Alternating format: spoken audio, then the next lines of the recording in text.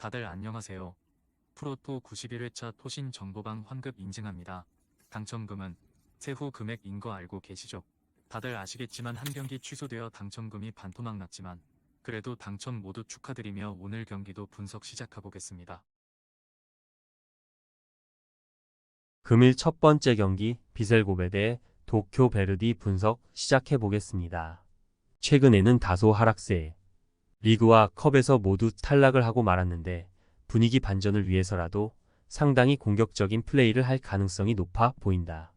일단 고베가 공격적으로 가는 상황에서는 세레소 같은 팀들도 멀티 득점으로 공략을 했다는 점은 상당히 긍정적인 요소다. 최근 도쿄 베르디가 수비가 무너지고 있는 것도 고베 입장에서는 호재라고 할 만한 상황일 것. 수비적으로 상대가 전방에 힘을 꽉 주고 나가는 상황을 커버하고 있지 못하다. 최근 가시마 마이너스 마치다 마이너스 히로시마를 상대로 3골 이상 허용을 하면서 크게 당하는 모습. 고베가 적극적으로 플레이를 하는 상황에서는 상당히 도쿄 베르디가 버텨낼 수 있을 만한 상황을 만들지 못할 가능성이 높다고 본다. 고베가 승리를 기록할 것으로 보고 있다. 상당히 적극적으로 플레이를 하는 상황에서는 화력이 상당히 올라오고 있는 모습. 도쿄 베르디도 최근에는 전방에 힘을 꽉 주는 팀을 상대로 수비가 버텨내는 모습을 거의 보여주고 있지 못한 모습이다. 고베가 1위 탈환을 위해서 적극적인 플레이를 선보이면 무너질 가능성을 높게 봐야 할 것. 금일 두 번째 경기 센다이 대 오카야마 분석 시작해 보겠습니다. 상당히 실리적인 편이다. 최근 4연승도 모두 한 골 차이의 승리였고 공격 횟수 자체가 리그 14위권에 머무르고 있는 전력이기도 하다. 물론 수비적으로 간격 유지가 좋은 팀이라고 볼 수 있을 것이고 압박으로 상대의 공세를 롱볼로 제한하는 모습을 보여주는 등 수비에서는 크게 흠을 잡을 면모가 적은 것이 사실이다. 오카야마가 힘을 얻는 상황은 상대가 올라와주는 양상. 고우전에서도 이를 역습으로 저격하면서 승기를 잡은 케이스였다고 보는 것이 좋겠다. 하지만 센다이를 상대로는 4-4-2 양상의 좁은 공간만 제한적으로 나오게 될 것. 오카야마가 센다이를 상대로 강세를 보이고 있기는 하지만 센다이를 상대로도 골을 2골 이상 기록한 것은 2번뿐이기도 하다. 무승부를 기대해 보겠다. 두 팀이 모두 수비적으로 가면서 실리를 챙기는 스타일이라는 점을 감안해야 할 듯. 센다이가 오카야마에게는 승리를 챙기지는 못했지만 그래도 4-4-2 상황에서의 간격 유지나 공격의 정확성을 낮추는 것에는 일가견이 있는 모습을 보여주고 있다. 금일 세 번째 경기 아키타 대 군마 분석 시작해 보겠습니다. 아키타의 공격력 기복은 꽤 심한 편. 특히 롱볼 위주로 플레이가 되는 경우가 잦다. 상대가 올라와주는 상황에서는 역습 상황이 나오면서 어느 정도 효율을 보이기도 하지만 군마는 일단 잠그고 보는 팀. 아키타가 골을 넣는 데는 어느 정도 애로사항이 있을 수 있다. 실제로 최근 오전에서 두 팀의 매치가 2골 이상 차이가 난 적은 한 번도 없었다.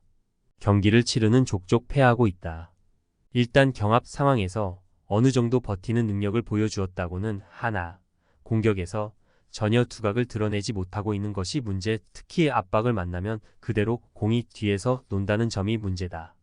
슈팅을 만들어내는 능력이 리그 최하위 수준이다 보니 군마가 한 골 싸움에서도 불리한 것은 매한가지일 것. 아키타 신승을 추천하고 싶다. 결국 군마가 상대를 공략하는 능력치 자체가 부족해서 승리를 거두기에는 매우 어렵다.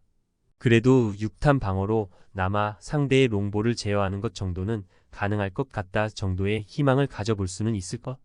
금일 네 번째 경기 이와키 대 도쿠시마 분석 시작해 보겠습니다. 상당히 전방에서 압박을 잘 가하는 편. 물론 득점력이 생각보다 떨어지는 면모는 있지만 이와키의 압박 증가는 수비에서 나온다고 볼 수 있겠다. 특히 상대가 공을 뒤에서만 돌리도록 하면서 전진을 거의 하지 못하도록 하는 모습. 그나마 강호들은 이 압박을 이겨내고 이와키를 타격하기도 하지만 도쿠시마가 득점력이나 전진성에서 탁월한 모습을 보여주는 팀은 아니다. 도쿠시마의 약점은 이와키와 비슷한 유형의 팀. 지난 경기 구마모토도 그렇고 고우와 나가사키 등 상당히 공격적으로 할 수 있는 팀에게 다 실점이 나오는 편이다. 도쿠시마의 300이 최근 안정적으로 굴러가고 있지만 이와키의 강한 전방 압박이 부담스러울 것. 특히 득점력이 부족한 편인데 이와키의 압박에 자기 진영에서의 전진도 보장할 수 없게 될 수도 있다. 이와키가 승리를 기록할 것 같다. 도쿠시마의 약점은 상당히 전방에서의 압박에 강한 팀들. 이와키도 득점력에서 아주 좋은 팀은 아니나 적어도 전방에서의 힘을 주고 돌격하는 경우에는 성적이 좋다. 특히 상대의 전진을 막고 공이 자기 진영으로 오지 못하도록 하는 수비에 압박이 상당히 좋은 영향을 주는 편. 금일 5번째 경기 시미즈 대 미토 홀리토크 분석 시작해 보겠습니다. 시미즈가 지난 경기에서는 졌지만 상대가 지난 시즌 1부에 있던 요코하마였다. 납득 못할 패배는 아니었다는 것. 전반적으로 하위 전력을 상대로는 정교하고 유려한 패스워크로 상대를 타격하는 양상을 자주 보여주는 편이다. 물론 상대가 역습을 가는 상황에서의 취약점을 보여준 점이 아쉽기는 하지만 미토가 패스워크를 차단하는 퍼포먼스는 아주 좋은 편이 아니다. 일단 미토의 경우도 상당히 보수적으로 나서는 편. 시미즈를 상대로도 2골 이상의 패배를 당한 적은 한동안 없었다. 다만 오이타를 상대로도 상대의 패스워크를 차단하는 것을 어려워했던 것은 명백할 것. 시미즈를 상대로는 패스와 경세를 차단하는 것이 어려울 수 있다. 물론 미토가 후반전에 승부를 보려고 공격적인 교체를 하는 것이 어느 정도 효과를 본 모습이기는 한데 전반적으로 오픈 플레이에서 확실한 득점력을 선보인 것은 아니었다. 시미즈가 승리를 거둘 것. 정교하고 유려한 플레이로 상대 골문을 타격하는 데 능하다. 미토가 지난 경기에서도 패스워크를 막아 세우는데 어려움을 겪었다는 점을 참고해야 할 듯. 다만 역습 상황에서 시미즈가 타격을 입는 모습이 보이기도 했고 미토도 후반전에는 과감하게 승부를 보는 편. 스코어 차이가 아주 크지는 않을 듯하다. 금일 6번째 경기 구마모토 대 야마가타 분석 시작해 보겠습니다. 상당히 극단적으로 보일 정도로 공격성이 강하다. 다만 정작 자신들이 압박이나 강한 수비를 만나면 이 양상이 수비적인 난조만 불러일으키는 편. 특히 미드필더에서 전방으로 가는 공의 양이 적어지면서 최전방이 고립되는 양상도 생각보다는 자주 보여지고 있다.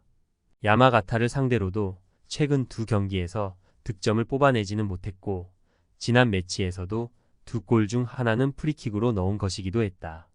야마가타도 득점력에서는 그다지 좋다고 보기는 어렵다. 다만 야마가타가 지난 경기에서 압박을 가하면서 주도권을 쥐는 모습을 보여준 점은 주목해 볼 필요가 있을 듯. 지난 경기 상대 아키타가 이를 어떻게든 헤쳐나가기는 했지만 압박 덕분에 야마가타가 맞는 상황은 전반적으로 정확도가 떨어지는 롱볼 양상이 강했다. 구마모토의 전방을 고립시키는 등의 역량은 보여줄 수 있을 것으로 보고 있다. 야마가타가 승리할 수도 있을 듯. 극단적인 공격성을 보이는 구마모토지만 야마가타의 압박에는 최근 골 기록을 일정하게 이어가지는 못했다. 야마가타도 골을 넣는 능력치 자체는 떨어지는 편이나 구마모토의 수비가 헐거운 데다 지난 경기에서도 어쨌든 주도권을 쥐는 순간은 충분히 있었다. 토신 최종 조합은 영상 아래 고정 댓글로 말 걸어주시면 토신 정보방에서 무료로 공유해드립니다. 제발 손해보면서 토토하지 말고 다같이 웃으면서 즐겁게 베팅합시다. 함께 하실 분들은 부담 갖지 마시고 편하게 말 걸어주세요.